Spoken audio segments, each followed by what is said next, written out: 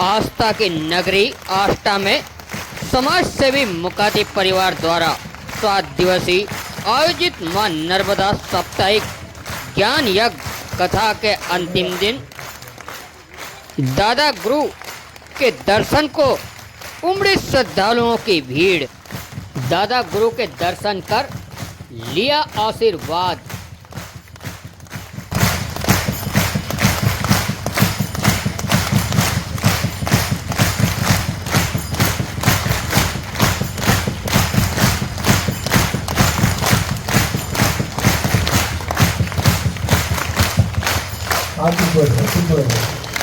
ताली बजाना है राम के नाम का, हरि के नाम का। ताली बजाने से भी बहुत सारी व्याधियां दूर हो जाती है ना। पूरी व्याधियां दूर हो जाएंगी। माँ साक्षी है ना। स्वर मिला तो फिर ईश्वर मिल जाएगा। जय ओम जय ओम जय ओम माँ। जय ओम जय ओम जय ओम माँ।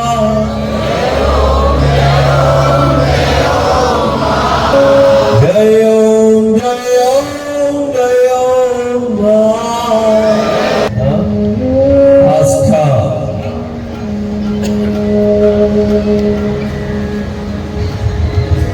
आस्था और आस्था में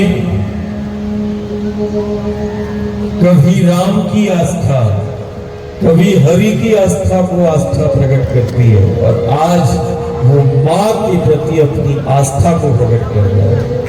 अद्भुत है। कभी राम की आस्था को प्रकट करता है, कभी हरि की आस्था को प्रकट करता है, कभी आस्था हमारा उस माँ की आस्था को प्रकट करता है, उस परमात्मा ईश्वर की आस्था। और जहां आस्था का प्रकटीकरण हो जाए, समझना वही उस परमात्मा ईश्वर का मिलना हो जाएगा। जहां आस्था प्रकट हो गई, वही तुम्हें परमात्मा ईश्वर मिल जाएगा। ऐसे सब थोड़ा माँ को आवाज देना। जय ओम जय ओम जय ओम माँ। बोलो थोड़ा ताली और थोड़ा थोड़ा मुस्कुराना। मुस्कुराना। माँ क्या चाहती है? बच्चों को मुस्कुराते हुए देखना चाहती है। हम माँ को कुछ नहीं दे सकते, हम माँ को खुश नहीं रख सकते, लेकिन एक माँ ही है जो बच्चे को मुस्कुराते हुए देखती है ना, तो वो खुश हो जाती है। जो मुस्कुराते हुए देखना चाहती है बच्चों को, वही तो है माँ। और यदि हमारे मुस्कुराने से, यदि हमारी माँ को प्रसन्नता मिलती है, खुशी मिलती है, तो ये व्यासपीठ साक्षी है आज। यदि मेरे खुश होने से माँ को खुशी मिलती है, मेरे मुस्कुराने से माँ मेरी खुश होती है, तो आज एक व्रत जरूर धारण करना कि हर स्थिति परिस्थिति में मुस्कुराते हुए अपने दायित्व और अपने कर्तव्यों को हमें करना है। क्यों? कारण माँ चाहती है मुस्कुराते हुए। तो आज हमारा भी संकल्प हो कि स्थितियां कैसी भी हो, परिस्थितियां कैसी भी हो, हर स्थिति हर परिस्थिति में मुस्कुराते हुए हमें अपने जीवन को जीना भी है, और हमें अपने दायित्व और कर्तव्यों को निभाना भी है ना। इसलिए जब माँ की गोद में एक नवजात शिशु होता है, तो वो माँ को देखेगा या फिर माँ को आवाज देगा। ऐसे ही समझना, आज आस्था में ऐसे ही नवजात शिशु आया है कि माँ की गोद में है, लेकिन माँ की गोद में बैठने वाला, माँ की गोद में रहने वाला, वो क्या करेगा? माँ को देखेगा या फिर माँ को वो आवाज लगाएगा, है ना। ऐसे ही आज आस्था से सब परिवार, आज हम जब इस नगरी में आए इस देवनगरी भी कहे तो ये अतिशयोक्ति नहीं है। आस्था देवनगरी है और आस्था के नाम से महायोगी का जीवन जुड़ा हुआ है। एक तरफ देखना, हम कभी कभी घर परिवार से मिलते हैं, जहां मिलना हो,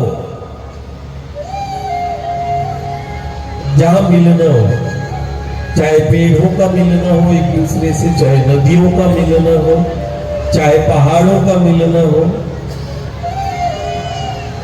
जहां मिलना होगा वहां सृजन शक्ति अन्य स्थान की तुलना में वहां दैवीय शक्तियां ज्यादा प्रधान होंगी। ऐसी पापनाशनी, जिसको यहां क्या बोलते हैं, पपनास, पापों का नाश करने वाले पपनास, और पार्वती जो कल्याणी है, कल्याण को करने वाली, एक तरफ पार्वती, दूसरा पापों का नाश करने वाली वो पपनास, यहां मिलती है। और जहां भी, जिसको हम नदी के रूप में देख रहे हैं, दुनिया भी देख रही है, लेकिन ये भैंस एक नदी नहीं, एक बहता हुआ पानी नहीं कि हम पपनास को देख रहे, पार्वती को देख रहे, नहीं। दुनिया में केवल हमारी सनातन वो संस्कृति है, दुनिया में केवल हम हैं जो सिर्फ जन्म देने वाली को मां नहीं कहते, जीवन देने वाली को भी हम मां कहते हैं, जो हमारा पालन पोषण करती है उसको भी हम मां कहते हैं। और जब हमने पपनास को देखा और उसको पार करके हम परिवार के पास आए, तो हमने वहां मां को प्रणाम किया, पपनास को। फिर दूसरी तरफ पार्वती मैया मिलती है, कल्याणी,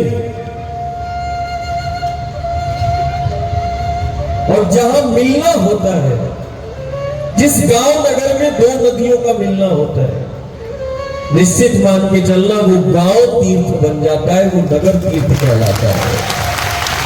ये देखो, गंगा यमुना मिली, इलाहाबाद जहां मिलना हुआ वो आज प्रयाग के नाम से जाना जाता है, तीर्थों का राजा कहलाता है, जहां गंगा और यमुना और गुप्त सरस्वती मिलती है, तीर्थों का राजा, राजा बना।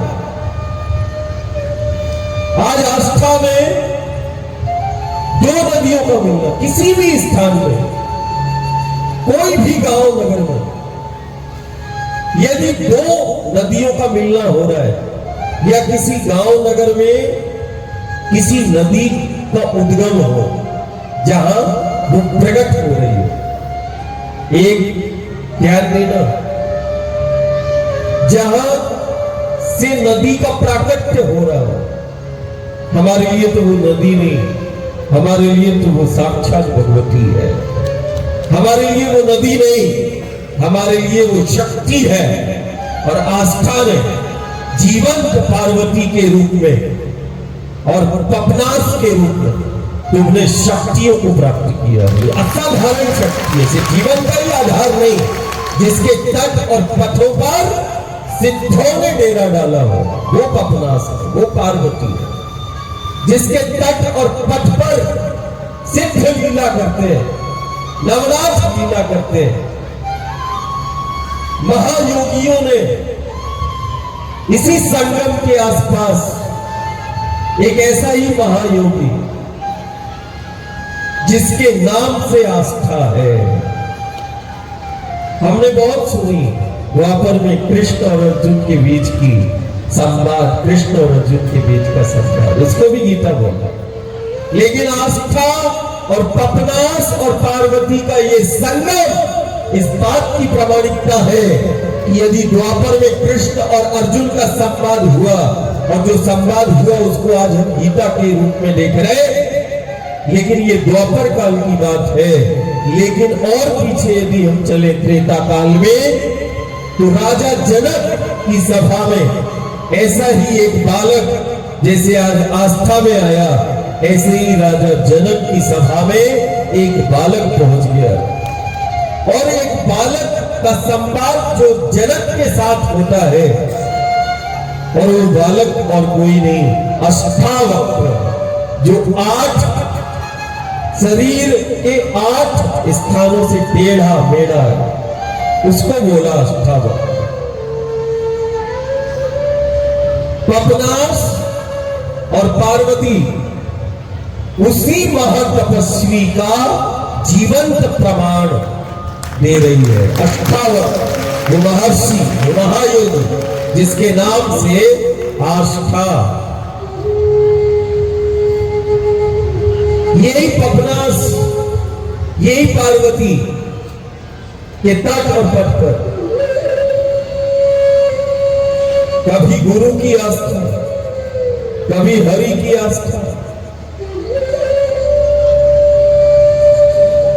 कहीं उस भक्त की आस्था, शिष्य की आस्था, प्रेमी की आस्था का ये बहुत प्राचीन काल में ये बहुत असाधारण तीर्थ रहा होगा, जो आज हम नगर के रूप में इसको देख रहे हैं।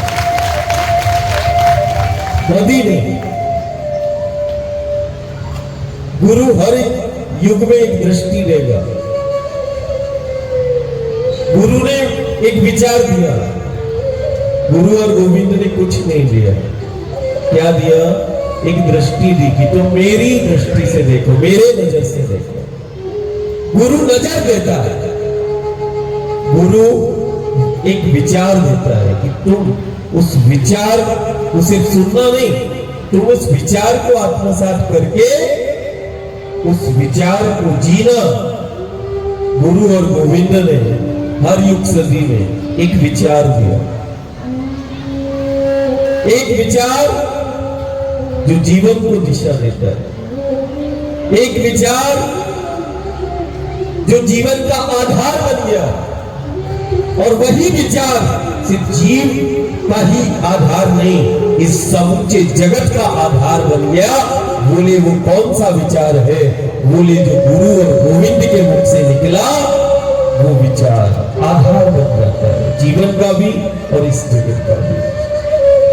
तो हर युग सदी में गुरु ने एक विचार दिया, गुरु ने एक दृष्टि दी, एक नजर दिया। आज हम आस्था को एक नजर की, तुम मेरी नजर से देखो। पार्वती के तट पर बसा ये गांव, पार्वती के तट पर, कभी पपनास के तट पर अपनी आस्था को प्रकट करता ये गांव, ये नगर, तो मेरी दृष्टि से देखना। पपनास पापों का नाश करने वाली, पापों का हरण करने वाली, पपनास एक तरफ पपनास मिली जो पापों का नाश करती है, और दूसरी तरफ वो मां पार्वती के नाम से पार्वती मिली जो जीव का कल्याण करती है। एक तरफ पापों से मुक्ति दिलाने वाली पपनास, और दूसरी तरफ वो पार्वती जो शक्ति का संचार करती है। ऐसी वो दो महाशक्ति तुम्हें प्राप्त है, पपनास, पार्वती। और एक ऐसी भगवती का जो इस कलिकाल में शक्तियां प्रत्यक्ष हमने प्राप्त की, ऐसी एक शक्ति का चिंतन, वो निष्काम भाव, गुरु के प्रति अटूट विश्वास और श्रद्धा आस्था की, और गुरु के विचारों को वो जीने वाला ऐसा निष्काम कर्मयोगी आचार्य, वो ऐसी एक प्रत्यक्ष शक्ति की महिमा, महत्व और उसका चिंतन करा रहा है, जिसको आज हम सब रविकांत जी के नाम से जानते हैं। माता हो, पिता हो, गुरु हो, जब वो अपने बालक को उस शिखर पर यह सफलता प्राप्त करते हुए देखता है, तो मुझे लगता माता, पिता और गुरु उसी समय सबसे ज्यादा प्रसन्न होते हैं, जब वो बालक घर परिवार के साथ समाज में योगदान और अपनी भूमिका को सुनिश्चित करता है। ऐसे ही आज परिवार उस योगदान को सुनिश्चित कर रहा है और वो शिष्य अपनी भूमिका कि मेरी समाज में क्या भूमिका है और समाज और घर परिवार में मैं कैसे अपने योगदान को सुनिश्चित करूं, ऐसी एक सहज मूर्ति से आज हम उस मां और एक ऐसी मां, एक ऐसी शक्ति की महिमा और महत्व और उसका हम चिंतन करते हैं। आज हम बहुत परिक्रमावासी को देख रहे हैं और हमारा हृदय भी भरा हुआ है। कुछ पीछे बैठे हैं, कुछ इस देव मंच पर बैठे हैं। असाधारण हमें ऐसा लगा कि एक तो वो जो इंद्रियां देखती है, ऐसी आज हमने जब वो परिक्रमा और हम अपनी जमात को देख रहे हैं तो ऐसा लगता है माने हमारी परिक्रमा अखंड जैसे करती है। परिक्रमा ही चल रही है, कभी मानसिक और कभी उस नर्मदा को बढ़ता। आज भी एक एक परिवार को हम देख रहे हैं तो उसकी नजर में वही, ऐसा नहीं कि काफी समय हो गया, उसने उस स्मृति को, उन पलों को आज भी जीवंत रखा है। आज हम जब एक एक परिक्रमावासी को देख रहे हैं, परिवार को देख रहे हैं, तो उस पथ पर जो भी स्मृतियां, वो एक एक स्मृति आज एक एक परिक्रमावासी की हमें नजर में आए। जीवन का है वो साधना, हम तो निशब्द है। बात 4 महीने की नहीं, लेकिन आज मुझे उस भगवती ने बता दिया कि नहीं, तूने 4 महीने परिवार के साथ नहीं जिया, न जाने कितने जन्म जन्मांतरों से तू इन्हीं के बीच में जीता चला आया है। हमें बिल्कुल नहीं लग रहा है आज कि नहीं वो 4 महीने। आज हमारा परिवार यहाँ उस माँ के प्रति, हमने हर एक माँ के पथ पर जो मिला, हमने बोला नहीं, अपने गांव नगर में सामूहिक उस माँ का चिंतन करना और उस गुरु आज्ञा का आज अक्षर से पालन मुकति परिवार पूर्ण समर्पित है। उसने अक्षर से उसका पालन किया कि नहीं। सबने पूछा दादा गांव जाएंगे, नगर जाएंगे, अपने घर वापस क्या करना है? मैंने कहा नहीं, जैसे आज तुमने मेरे साथ में रहकर, साथ में बैठकर माँ का चिंतन किया, वैसे ही तुम परिवार और गांव नगर में बैठकर सबके साथ में उस माँ का चिंतन करना और उस माँ के चिंतन के साथ अपने योगदान और अपनी भूमिका को सुनिश्चित करना। और वैसे ही आज आस्था का हमारे परिवार को, और जो भी गांव नगर से, चाहे महाराष्ट्र हो, गुजरात हो, मध्य प्रदेश का कोई जिला हो या भारत का कोई जिला हो, आज भी हमारे ऐसा सीधा संवाद तो बहुत कम होता है, लेकिन हम आज उस प्रत्येक परिक्रमावासी परिवार से उस कहते हैं, तुम जब भी याद करते हो या जब भी तुम चर्चा करते हो, निश्चित है वो तरंगों से, जिस प्रकार दादा ने वायु पर चलकर परिक्रमा करता, ये वायु तुम्हारा मुझे पल पल का संदेश देती है। जैसे माँ के पथ पर ये वायु मुझे जलाती है, वैसे ये वायु तुम्हारा संदेश लेकर मेरे पास आती है। और ये वायु का स्वर जो है मुझे बताता है मेरा परिवार मेरे साथ है, समझे है। अच्छा दादा विषय एक मां जन्म देने वाली, 2 मां जीवन देने वाली वो है मां,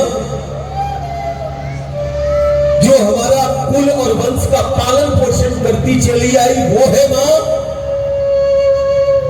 कहां है मां, कौन है मां? ऐसा मैं बाल्यकाल से पूछा, मां मां मां, जन्म देने वाली, जिसने गर्भ में 9 माह तक पाला, आहार कराया, गर्भ में 8 माह नहीं 9 माह अपने गर्भ में रखती है, और जब वो मुझे प्रकट करती है, जन्म देती है, तो असहनीय वेदना और पीड़ा जिसका कोई एहसास नहीं कर सकता, जो प्रकट करता है। यदि बीज फटता है तो हमने तो उस वृक्ष को देखा, लेकिन बीज फटने की पीड़ा तो उस बीज को होती है। ऐसे ही वो जो मां है, वो जो गर्भ में हम सबको धारण करती है, वो शक्ति, और फिर जब वो हमें जन्म देती है तो वो जन्म की खुशियां तो घर परिवार मनाता है, लेकिन वो जननी असहनीय पीड़ा, असहनीय वेदना का वो समय रहता है, वो प्रसव काल जिसको कहते हैं, और उस प्रसव काल की पीड़ा वो मां ही जानती है, और उस पीड़ा को सहन करने वाली वो शक्ति जिसको स्वयं नारायण और शंकर जिसको बारंबार नमन करते हैं, उस मां को पूजते हैं, और उसी मां के आंचल की छाव में वो लीला करते हैं। हमने देखा उस जन्म देने वाली मां को, विचार करना, दुनिया में केवल हम ही है, एक संस्कृति है, एक सनातन है, एक धर्म है, जिसने सिर्फ जन्म देने वाली को मां नहीं कहा, जीवन देने वाली को भी मां कहा, और जिसने जीवन दिया है, जन्म देने वाली से ज्यादा ऊंचा दर्जा हमने उसको दिया है। जिसने जीवन दिया, जिसने हमारा पालन पोषण किया है, तो पालने वाली को हमने जन्म देने वाली से ज्यादा ऊंचा हमने माना है। आज देखो, जीवन देने वाली वो शक्ति के रूप में, हमको दुनिया नदी के रूप में, नदियों के रूप में देख रही है। नदियां नहीं, हमने नदियों के रूप में प्रत्यक्ष हमने उन शक्तियों को प्राप्त किया है। कोई बोलता है कुछ तो होगा दादा के पास, मिलेगा नहीं, कुछ तो नहीं है, न विद्या है न ज्ञान है, लेकिन इतना जरूर कह सकते हैं कि मेरी मां मेरे साथ में है। इतना जरूर कह सकते, प्रत्यक्ष शक्ति है। नदी के रूप में भी हमने मां को हमने देखा और हमने जिया है। दुनिया कहती है, देखो ये भारत के गांव नगर में नदियों के किनारे खड़े होते हैं, रिवर, और नदी के पास में जाके वो प्रार्थना करते हैं। लाखों करोड़ों दुनिया रोज देख रही, गंगा के तीरे, यमुना के तीरे, गोदावरी के तीरे, कृष्णा के तीरे, पार्वती के तीरे, पपनास के तीरे, हमने उन हजारों को देखा, लाखों को देखा, करोड़ों को देखा। दुनिया देख रही, दुनिया देख रही, प्रार्थना करते परिवार की प्रसन्नता, संपन्नता के लिए। और दुनिया ये भी देख रही है कि एक नदी के किनारे जाकर ये संवाद करते हैं, अरे बच्चा, हमारे लिए नदी नहीं, हमारे लिए तो मां है, हमारे लिए वो शक्ति है। हम शक्ति से संवाद करते हैं, हम मां से अपनी संवाद करते हैं। गंगा संवाद, नर्मदा संवाद, गोदावरी से संवाद, हमने मां से संवाद किया। नदी नहीं, शक्ति है। दुनिया देख रही नदियों के रूप, और हम देख रहे शक्तियों के रूप। दुनिया ने देखा बहुत सारी नदियों का प्रकटीकरण हुआ, लेकिन इस देवधरा भारत में जो नदी के रूप में जिसका प्रकटीकरण हुआ वो साक्षात वो शक्तियों का हुआ, जो सिर्फ जीवन का ही आधार नहीं, ये समूचे ब्रह्मांड का आधार वो शक्तियां बनी जो नदी के रूप में प्रकट हुई। बोले कौन सी शक्ति है जो सिर्फ जीव का ही आधार नहीं, इस समूचे जगत और ब्रह्मांड का आधार बनी। बोले देखो गंगा है, यमुना है, नर्मदा है, गोदावरी है, कावेरी है, ये कोई साधारण शक्तियां नहीं है, ये वो शक्तियां हैं जो जीव जगत और ब्रह्मांड के संचालन में, और जो जीव जगत ब्रह्मांड का आधार बनी हुई आज भी वो शक्तियां हैं। ऐसी ही एक शक्ति नर्मदा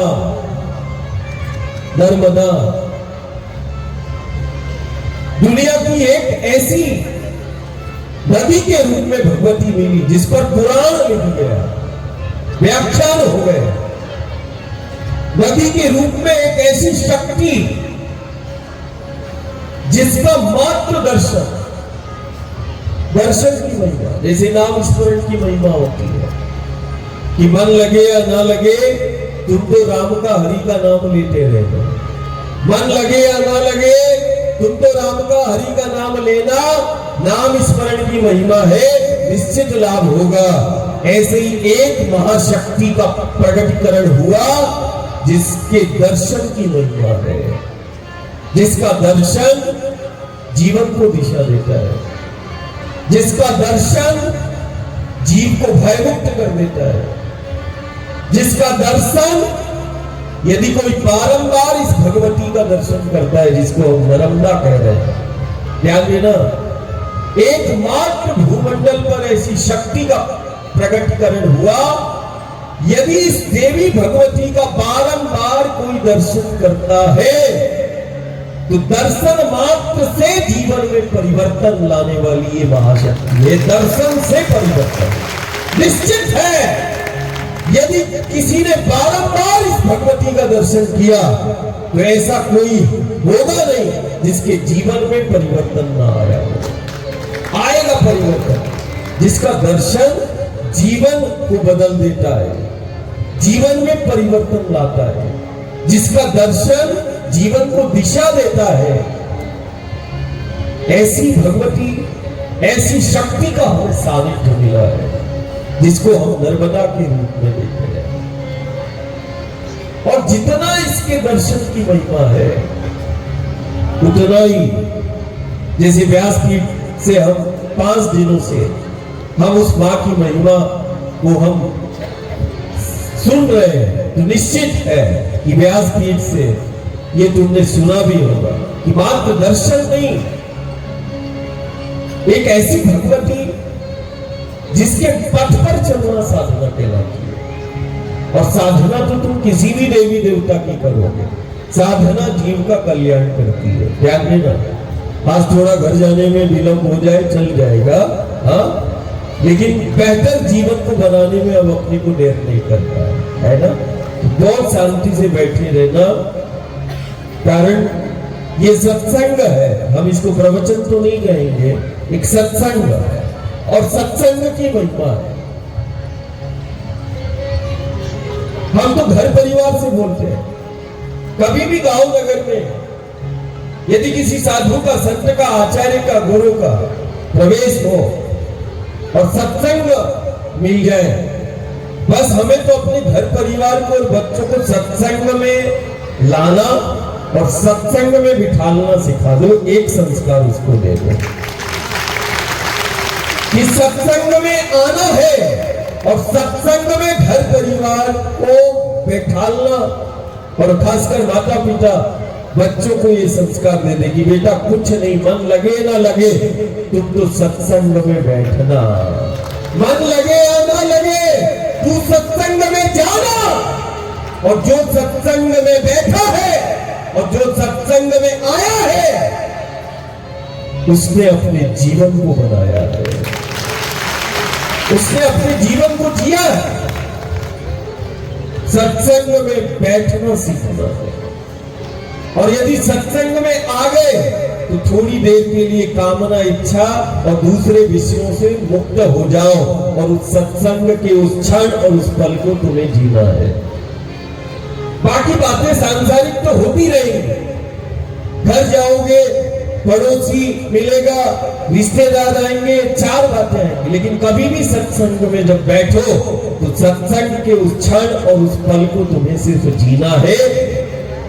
सब विषयों से थोड़ी देर के लिए तुम्हें मुक्त होना है। निश्चित मान के चलना, यदि सत्संग के क्षण और पल को तुमने जी लिया तो न जाने सत्संग के किस क्षण और किस पल में तुम्हारे जीवन को दिशा मिल जाए। न जाने सत्संग के किस क्षण और किस पल में तुम्हारा हरि से, परमात्मा से मिलना हो जाए। नहीं तो परमात्मा ईश्वर से मिलने के लिए न जाने तुम क्या क्या जतन करोगे।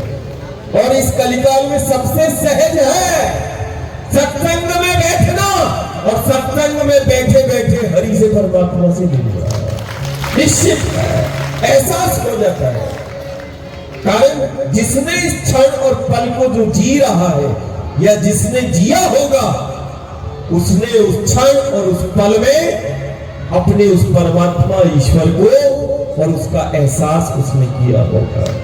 सत्संग एहसास कराता है, बस उस क्षण उस पल को जीना। न जाने किस क्षण किस पल में तुम्हारे समस्याओं का समाधान मिल जाए, विघ्न बाधा और संकटों का अंत हो जाए।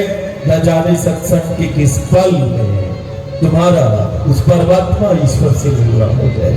इसीलिए कुछ क्षण और कुछ पल तुम्हें इस पल और क्षण को देना है। भगवती का खूब व्यासपीठ से महिमा सुना, बड़े गूढ़ रहस्यों को पहली बार जानने का और उन गूढ़ लीलाओं का रसपान किया होगा जो नर्मदा के तट पर पड़ता। ऐसा कभी, मैं ये भी कह सकता हूं, इससे पहले कभी ऐसे मां की महिमा और महत्व और उन तीर्थों का विस्तार से व्याख्यान कभी नहीं सुना होगा जैसा आज हम आस्था नगरी में सुन रहे हैं। बड़े गूढ़ चिंतन, और कोई बैठकर ज्ञान प्राप्त करने वाले से नहीं तुम सुन रहे, जिसने उस पथ पर जिया है अपने गुरु के संग, तुम उससे सुन रहे हो, जिसने जिया है उसको। एसी रूम में और बंद कक्ष में विद्या अध्ययन नहीं करने वाला आस्था में आया, जलती तपतपाती धूप में, खुले आसमान में गुरु के संग जीवन जिसने जिया है, वो आज आस्था में आया है ना? बहुत अंतर है, बहुत अंतर है। ऐसा पढ़ के ज्ञान प्राप्त करना, बैठकर ज्ञान प्राप्त करना, और चलकर जीकर अनुभव करके वो ज्ञान प्राप्त करना, और उसके बाद यदि कोई ऐसा आचार्य मिल जाए तो निश्चित मानना, निश्चित तुम्हारी हर एक समस्या का समाधान होगा, कारण वो जीकर कह रहा है, बोल। तो हम ज्यादा तो कुछ नहीं, एक दर्शन की महिमा तो है ही, इस आद्य शक्ति भगवती के पथ पर चलने की भी महिमा। साधु को देखो, संत को देखो, ज्ञानी को देखो, भक्त को देखो, सब नर्मदा मैया के पथ पर चलते हैं। आज परिवार को देखो, यहाँ बहुत सारे परिवार बैठे हैं जो माँ के पथ पर, वो साधना, जहां चलना साधना है, चले तो साधना है और बैठे तो आराधना है। जहां चलना साधना कहलाती है। कोई भी साधना किसी भी देवता की हम करेंगे, साधना जीव का कल्याण करेगी, साधना के मूल में जीव का कल्याण, लेकिन एक ऐसी साधना जो सिर्फ जीव का कल्याण ही नहीं करती, जिसको हम परिक्रमा कह रहे हैं, जिसको हम उस पथ पर चलना कह रहे हैं, नर्मदा के पथ चलना कह रहे हैं, जिसको हम नर्मदा परिक्रमा कह रहे हैं, परिक्रमा नहीं, चलना नहीं, वो साधना है। और एक ऐसी साधना जो सिर्फ जीव का ही कल्याण नहीं करती, घर परिवार का एक व्यक्ति करता है ये साधना, ये दुनिया की एकमात्र साधना है जो घर परिवार का एक व्यक्ति करता है, और ये साधना उसकी कुल का उद्धार कर देती है। कुल का उद्धार करने वाली साधना, जो कुल का उद्धार। बोले ऐसी कौन सी और कितनी साधनाएं हैं जो घर का एक करे और सारे कुल को तार दे। तो तुम्हें कोई साधना इस दुनिया के अंदर, कोई ऐसा ज्ञानी और कोई ऐसा नहीं मिलेगा जो कह दे कि तुम ये साधना करना, तुम साधना करना, कुल का उद्धार हो जाएगा। ये केवल एकमात्र ऐसी साधना है जो घर परिवार का एक व्यक्ति करता है। एक व्यक्ति इस साधना को, परिक्रमा को करता है।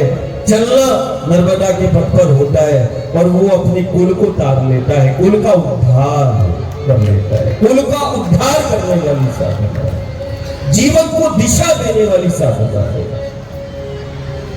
ये साधना जीवन को दिशा देती है। ये साधना देवत्व को प्रकट करती है। ये साधना सिर्फ परमात्मा का साक्षात्कार नहीं कराती। साधना, ध्यान साधना तो बहुत सारी है जो परमात्मा, ईश्वर का, देवताओं का, शक्तियों का साक्षात्कार करा देती है। लेकिन दुनिया के अंदर एकमात्र साधना है जिसको नर्मदा परिक्रमा कहते हैं। ये वो साधना है कि साक्षात्कार तो कराती है, और साक्षात्कार कराने की बहुत सारी साधनाएं हैं परमात्मा ईश्वर की। लेकिन दुनिया के अंदर एकमात्र ऐसी साधना है जो परमात्मा ईश्वर से साक्षात मिला देती है, वो नर्मदा परिक्रमा है। साक्षात, साक्षात जो मिला के परमात्मा से, सिर्फ साक्षात्कार ही नहीं, जो माई के पथ पर और जिसने ये साधना की है उसको सिर्फ साक्षात्कार नहीं हुआ, साक्षात उसको परमात्मा ईश्वर का दर्शन हुआ और मिला भी। साक्षात मिला देती है, सिर्फ साक्षात्कार नहीं कराती। कभी नर्मदा जिसको हम कह रहे हो, जिसकी महिमा हम सुन रहे हैं, नदी के रूप में कभी विचार करो। जैसे मां के गर्भ में शिशु पलता है और मां बच्चे को जन्म देती है, ऐसे ही गायत्री को तो वेद माता कहा, लेकिन नर्मदा को क्या कहा? वेद गर्भा। इस भगवती आदिशक्ति को बोला रत्न गर्भा। और ये वो आदिशक्ति भगवती का स्वरूप है जो नदी के रूप में हम देख रहे। विचार करना, आस्था शिव और शक्ति के प्रति आस्था को प्रकट करता चला आया है। कई पीढ़ियां बीत गई जो शिव के प्रति आस्था को, शक्ति के प्रति आस्था को प्रकट करता है। ये वो नगर है, ये वो नगर है जो शिव के प्रति आस्था को प्रकट करता है, शक्ति को प्रकट करता है। और शिव का, महादेव के स्वरूप का पूजन नहीं होता, स्वरूप का पूजन नहीं होता, शिवलिंग प्रतीक का पूजन होता है। और शिवलिंग प्रतीक है और शिव और शक्ति का। लेकिन विचार करना, एक महाशक्ति जो अपने गर्भ से शिवलिंग का निर्माण करती है, गर्भ में शिवलिंग का निर्माण करने वाली दूसरी इस जगत में नहीं, पूरे ब्रह्मांड में ऐसी कोई शक्ति नहीं जो अपने गर्भ में शिवलिंग का निर्माण करती है। शिवलिंग क्या? प्रतीक है। हम शिवलिंग का पूजन करते हैं, महादेव का स्वरूप का पूजन नहीं होता है, प्रतीक का पूजन होता है। शिवलिंग वो शक्ति का प्रतीक, ब्रह्मांड का प्रतीक। शिवलिंग प्रतीक है वो शिव का, शक्ति का, ब्रह्मांड का। एक ऐसी महाशक्ति जो गर्भ में शिवलिंग का निर्माण कर रही है। बताओ और कोई शक्ति देखी जो गर्भ में एक नहीं, दो नहीं, हजार नहीं, लाख नहीं, करोड़ों, जिसने अपने गर्भ से करोड़ों शिवलिंग का निर्माण करके प्रकट कर दिया। असंख्य शिवलिंग को प्रकट करने वाली और असंख्य शिवलिंग का निर्माण करने वाली। देखो ये देवी भगवती मां नर्मदा है जो गर्भ में शिवलिंग का निर्माण करती है। और शिवलिंग क्या है? वो शिव शक्ति का प्रतीक है। जो शिवलिंग का पूजन करता है उसको शिव शक्ति की अलग से उपासना नहीं करना पड़ती, संयुक्त आराधना और साधना हो जाती है जो शिवलिंग का पूजन करता है। और शिवलिंग क्या है? वो प्रतीक है शिव का, शक्ति का। शिवलिंग प्रतीक है इस ब्रह्मांड का, शिवलिंग प्रतीक है हमारे अस्तित्व का। और वो शिवलिंग का निर्माण कहां हुआ? पहला आदि शिवलिंग का निर्माण करने वाली यही भगवती है, जिसकी हम मां की महिमा सुनते हैं। गर्भ में शिवलिंग का निर्माण करती, विचार करना, कोई और शक्ति नहीं मिलेगी। एक शक्ति जो गर्भ से शिवलिंग का निर्माण करती है। देखना और ध्यान देना, हम हमेशा बोलते हैं गर्भ में शिवलिंग का निर्माण करती है। देखो ये देवी भगवती मां नर्मदा है, अकाट्य है, अकाट्य है, गर्भ में शिवलिंग का निर्माण करती है। देखो ये देवी भगवती मां नर्मदा है। और जो इसके पथ पर चलता है तो देखो ये प्रत्यक्ष देवी भगवती मां नर्मदा है कि गर्भ में शिवलिंग का निर्माण करती है। और जो इसके पथ पर चलता है तो व्यक्तित्व का निर्माण करती है। जो चला है इसके पथ पर, तो जहां चलने से व्यक्तित्व का निर्माण ये भगवती कर देती है। अब व्यक्तित्व के निर्माण के लिए क्या क्या व्यक्ति जतन करता है? हम तो घर परिवार से बोलते हैं, अपने जीवन में अपने बच्चों को ये जरूर बताना और खुद चलकर देखना उस मां नर्मदा के पथ पर जहां चलने से व्यक्तित्व का निर्माण होता है। एक ऐसा पथ जहां चलने से देवत्व प्रकट हो रहा है, व्यक्तित्व का निर्माण का पथ है नर्मदा का, युग निर्माण का पथ है मां नर्मदा का। जहां युग का निर्माण होता है, जहां व्यक्तित्व का निर्माण होता है, युग निर्माण का पथ कह सकते हैं नर्मदा को। देवी भगवती मां नर्मदा के पथ को हम क्या कह सकते हैं? युग निर्माण का पथ है, व्यक्तित्व के निर्माण का पथ है, जीव जगत ब्रह्मांड के संचालन का पथ है। बोली क्या है? बोली नर्मदा का पथ। तो देखना शिवलिंग का निर्माण करती है गर्भ से, और जो इसके पथ पे चले तो किसका करती? व्यक्तित्व का निर्माण। शिवलिंग का निर्माण करे गर्भ में, और जो इसके पथ पर चले तो व्यक्तित्व का निर्माण करे। अब देखना इस एकमात्र शक्ति का संबंध वो शिवलिंग से भी है, गर्भ से प्रकट करती है। और द्वार पे क्या रखती है? हमने खूब सुना, नर्मदा की कंकर कंकर, थोड़ा जोर से बोलो, नर्मदा के हर कंकर को, नर्मदा के हर कंकर को शंकर, जिसका कंकर शंकर है, द्वार पे शंकर को रखती है। अब उसी शिव को शंकर कब बोला ये विचार करना होगा। है तो एक ही माया, वही शिव वही शंकर, लेकिन शिव को महादेव को शंकर कब बोला? और ये नर्मदा के कंकर को शंकर हम क्यों कहते हैं? इस पर विचार कर। सबसे पहले तो विचार की बात यह है कि ये शंकर महादेव को कब बोला है? वही शिव जब जीव जगत के कल्याण के लिए आता है, तो जब वो जीव जगत के कल्याण को करता है तो कल्याण को करने वाले को कहा शंकर। क्या इसको ऐसे समझ सकते? कल्याण को करने वाले को बोलते शंकर। नर्मदा का हर एक कंकर जीव का और इस जगत के कल्याण करने की सामर्थ्य रखता है, और जो जीव जगत के कल्याण की सामर्थ्य रखता है वो कंकर ही शंकर कहलाता है। ले आओ एक कंकर, वही है शंकर। और शंकर कौन? कल्याण को करने वाला, वही शिव। जब जीव जगत का कल्याण करता है तो कल्याण को करने वाले को हमने कहा शंकर। और यदि शंकर से तुम्हें मिलना है तो मात्र भूमंडल में नर्मदा का पथ है।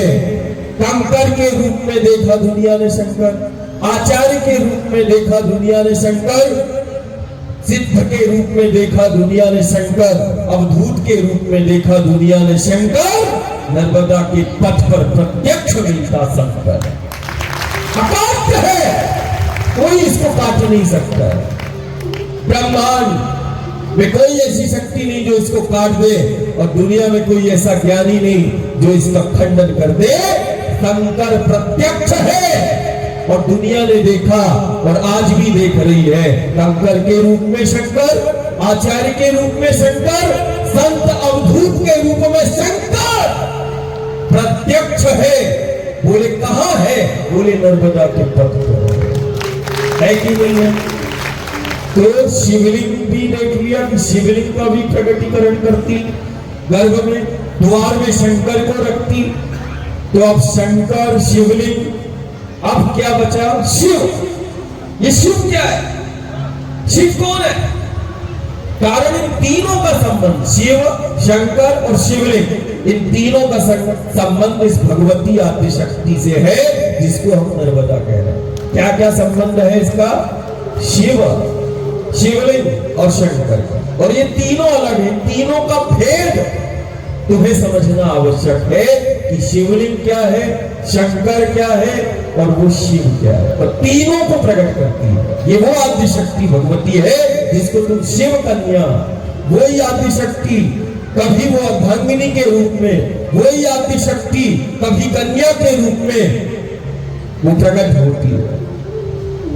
लेकिन वो कन्या नहीं, वो कन्या के रूप में आदिशक्ति राज राजेश्वरी का वो स्वरूप है जिसको हम नर्मदा के रूप में देख रहे हैं। ऐसा तो शंकर कल्याण को करने वाला, शिवलिंग वो शिव शक्ति का प्रतीक है, हमारे अस्तित्व का प्रतीक है, ब्रह्मांड के अस्तित्व का प्रतीक है। तो शिव क्या है? सत्य ही शिव है। और इसको क्या बोला? सत्य मूर्ति। सत्य ही शिव जानो, सत्य शिव है, सत्य ही शिव है ना? अपन बोलते ना सत्य ही शिव है। शिव सत्य भी है और शिव तत्व भी है। क्या है? शिव तत्व है, शिव सत्य है, शिव आनंद है जो इस जीव जगत ब्रह्मांड में व्याप्त है। वो आनंद को शिव का, तुम्हारे अंदर भी आनंद है, इतना आनंद है कि तुम सिर्फ घर परिवार को ही नहीं, तुम सारे जगत को आनंदित कर सकते हो। वो आनंद के रूप में वो और कोई नहीं छिपा तुम्हारे अंदर, वो शिव ही है। और इसको क्या बोला? आनंद मूर्ति, जो आनंद रूपी शिव को प्रकट करती है। देखो ये देवी भगवती मां नर्मदा है, आनंद ही शिव है और आनंद रूपी शिव को प्रकट करती है। ये आनंद मूर्ति है। आनंद को शिव बोला, कल्याण को शिव बोला। शिव कल्याण है, मात्र कल्याण है, इसके अलावा कुछ नहीं है। शिव कल्याण है, शिव मात्र आनंद है, शिव सत्य है, शिव तत्व है, बस। लेकिन जब वो सत्य के रूप में शिव रहता है तो वो आधार है, सत्य ही आधार है। शिव मेरा आधार है, लेकिन आधार के रूप में जब आएगा तो वो सत्य के रूप में। लेकिन शिव को हमने क्या बोला? तत्व। लेकिन जब शिव तत्व के रूप में है तो वो मेरा अस्तित्व है। शिव मेरा अस्तित्व है, तो अस्तित्व किससे है? तत्व से है। और वो तत्व कौन सा है? वो तत्व ही शिव है। इसको ऐसा समझो कि शिव ही तत्व है। तो तत्व के रूप में जब शिव है तो वो हमारा अस्तित्व है, और सिर्फ हमारा नहीं, इस जीव जगत ब्रह्मांड। हम ऐसा कह भी सकते हैं कि मेरा अस्तित्व है शिव। और जब हम अस्तित्व बोले तो वो तत्व के रूप में। जब हम बोलेंगे मेरा आधार है शिव, तो आधार के रूप में हुआ, तो वो सत्य के रूप में। और शिव क्या है? आनंद है। और शिव किसको बोला? कल्याण को बोला। और मां नर्मदा को क्या बोलते? जगत कल्याण। कल्याण को प्रकट करने वाली ये वो आदिशक्ति भगवती है जिसको हम नदी के रूप में दुनिया देख रही, और हम मां नर्मदा के रूप में, शक्ति के रूप में देख रहे, जो कल्याण रूपी शिव को प्रकट करती। ये वो कल्याणी है, ये वो आदिशक्ति है जो आनंद रूपी शिव को प्रकट करती है, वो आनंद मूर्ति है। ये शिव तत्व का बोध कराती, ये वो आनंद मूर्ति है। जो बच्चे को चलते चलते काल की गणना नहीं, ये वो आदि शक्ति भगवती है जो काल से मंत्रणा करना सिखा देती।